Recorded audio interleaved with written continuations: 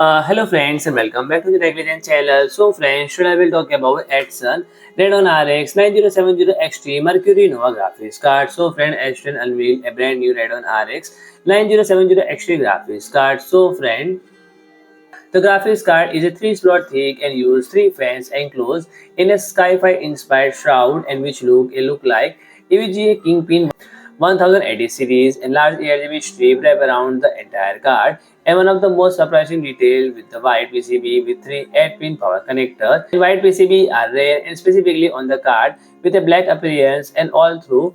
In this case, it's actually a high gloss black paint. So friend, the card features 393 fans and vapor chamber beneath the heatsink, and it comes with factory overclock to 2520 base and 3600 MHz in boost and selectable through the OC BIOS setting. And from the available details, it's appear to use the same PCB as the RX 9070 XT Sakura with matching clock speed and suggesting this is a primary shroud redesign. So friend, if you like my video, please to like, share and comment, and don't forget to subscribe my channel and press the bell icon.